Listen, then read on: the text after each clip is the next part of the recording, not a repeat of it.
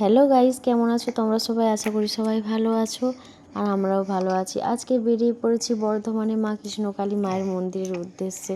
পুরো ফ্যামিলি নিয়েই বেরিয়েছি গাড়িতে। তো অনেক দূর রাস্তা, সেই জন্য অনেক সকালই উঠেছি গাড়িতে। এখানে পৌঁছে যেয়ে দেখলাম রাস্তার সাইডে অনেক দোকান আছে, এখান থেকে ফুলের মালা ডালা নিয়ে সবাই পুজো দিতে যাচ্ছে, আমরাও নিয়েছি। তো মন্দিরটা এখানে খুব প্রচুর বড় জায়গার মধ্যে হয়েছে, এখনও পুরোপুরি কমপ্লিট হয়নি, এখনও এখানে কাজ চলছে। আমি মানত করেছিলাম যে আমার ছেলে হলে এখানে আগে ফুল খাইয়ে প্রসাদ খাইয়ে তারপর অন্নপ্রাশন করাবো। তো আমার ছেলের অন্নপ্রাশন সামনেই, সেই জন্য আজকে সবাই পুরো ফ্যামিলি নিয়ে আসলাম মায়ের কাছে। মায়ের দর্শন করতে পেরে আমি সত্যি খুবই সৌভাগ্য।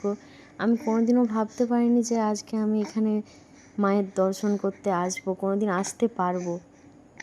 তো সবই মায়ের ইচ্ছে।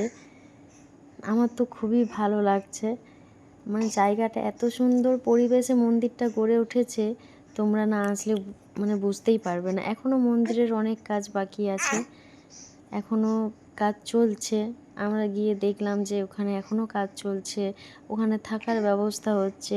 এখন একটা হোটেল হয়েছে ওখানে খাওয়ার জন্য, নিরামিষ ভাত আরে খাওয়ার জন্য। সেখানে কোনো অসুবিধে হবে না কারো, কেউ যদি আসো কোনো অসুবিধা হবে না খাওয়া থাকার। অনেকেই হয়তো এখনও জানেন না যে মন্দিরটা কোথায়। মন্দিরটা বর্ধমানে যেখানে ছিল সেখান থেকে 24 কিলোমিটার দূরে, ওর গ্রাম কাঁঠালতলাতে এখন হয়েছে।